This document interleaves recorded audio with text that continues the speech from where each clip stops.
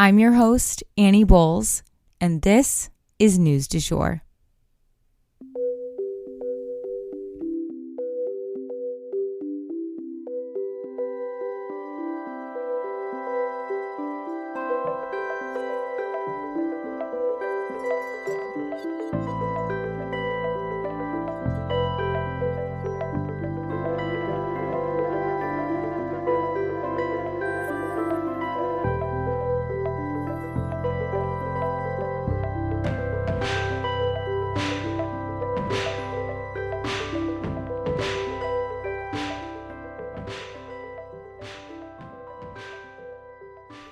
Hey everyone, and welcome back to the News du Jour, a calmer space to consume the news. So I don't know if you guys saw this information already or not, but long story short, after the E. Jean Carroll verdict was read, President Trump set up an interview with CNN, of all places, with their reporter, Kaitlan Collins, who I personally love and really respect. And long story short, we are going to spend the vast majority of today's episode basically walking through this interview and what exactly was said. It was not dominated by discussion about this rape case. Instead, it was really touching on a bunch of different subjects and really just his presidential agenda in general. So anyway, that will be the vast majority. But up first, we are going to touch on a story about birth control. Will birth control now be over the counter? FDA advisors have ruled that the benefits of having birth control available over the counter really outweigh the risks. Long story short, basically they have decided that having birth control available makes women safer. And if you're a woman, there's probably no surprise there. But now we have the science to back that up. But there are some concerns about women being able to closely read the warning labels and make sure not to take the drug when other larger issues are at play, like breast cancer, for example. But at the end of the day, if you have something serious going on like breast cancer, you should probably consult your doctor before adding any new medication to your regimen. And oncologists definitely advise their patients not to be taking birth control. I don't know that I've gone over the fine print with any doctor that has prescribed me birth control in the past. So anywho, the panel made the decision and they were made up of experts like breast cancer specialists, OBs, adolescent specialists, and more.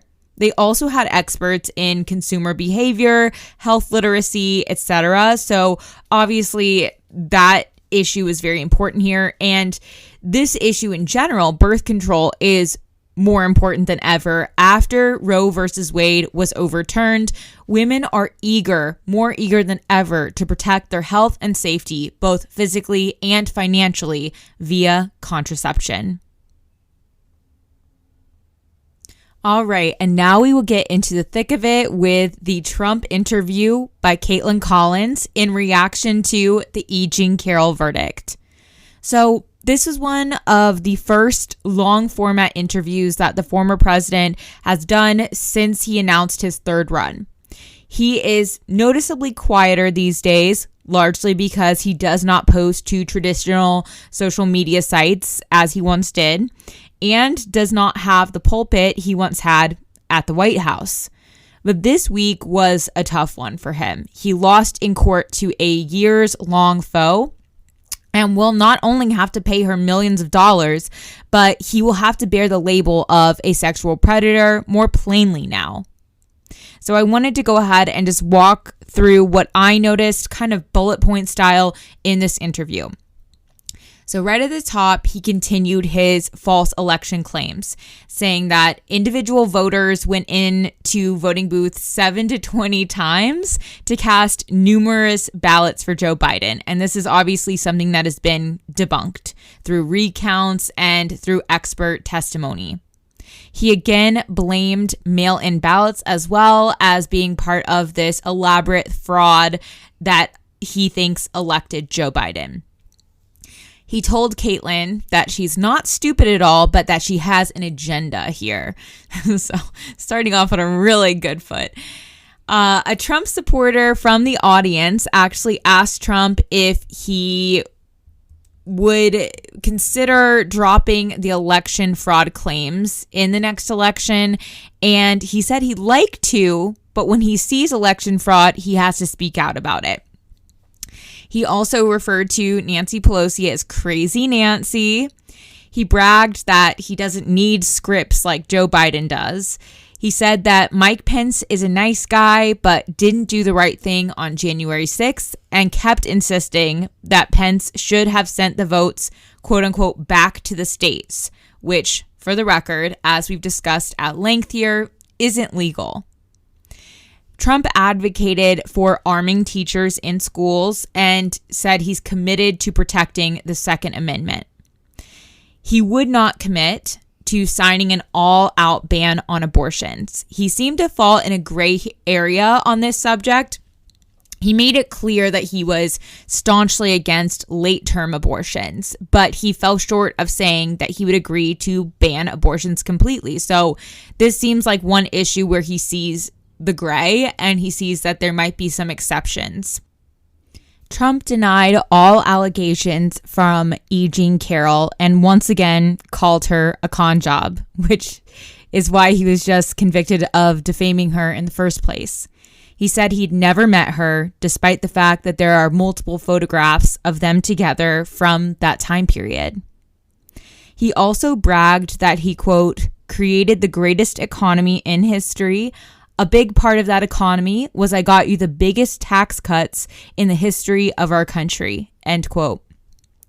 This is outright false, all the way around. Prior to the pandemic, the Trump administration offered average growth of the U.S. economy.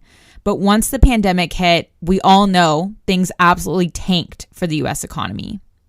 Then when it comes to the tax cuts, President Obama's tax cuts were actually larger than that of President Trump, with Obama cutting in 2012 an inflation-adjusted $321 billion compared to Trump's $150 billion. They ended with a discussion about the classified documents that were found in his possession at Mar-a-Lago. And on this subject, he continued to lie, saying that he was allowed to take these documents under the Presidential Records Act, which is definitely untrue. As we have discussed before, if he wanted to remove those classified documents from the White House, as per the Presidential Records Act, he needed to get prior approval from the National Archives, which is a process with a very lengthy paper trail. He simply did not do this, and he was made aware that those documents were at his home illegally multiple times over the course of months.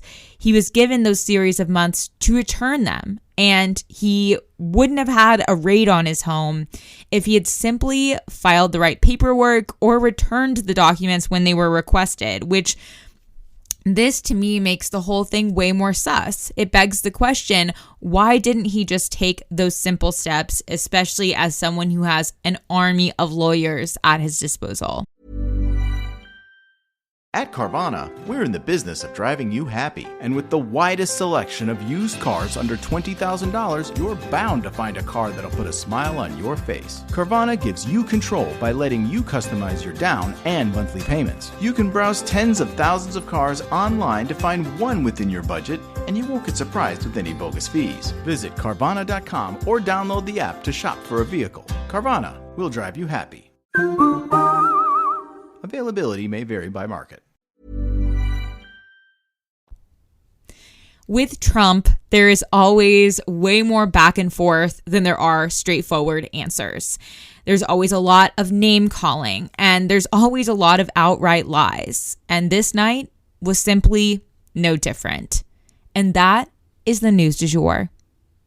Today, I wanted to leave you guys with the quote, "Maybe it's not about a happy ending. Maybe it's about the story." If you enjoyed this episode, please subscribe on whatever podcast platform you use to listen. A rate and review or shout out on social media would mean the world to us and help us be able to keep creating the news du jour. But the best way to support all of our work is to become a patron at www.patreon.com/sugarfree media. You can also follow us on social media under sugarfreemedia.co on Instagram and just sugarfree media, all one word, on TikTok. We appreciate you listening and look forward to telling you about the news again next time on News du Jour. Broadcasting from Oklahoma.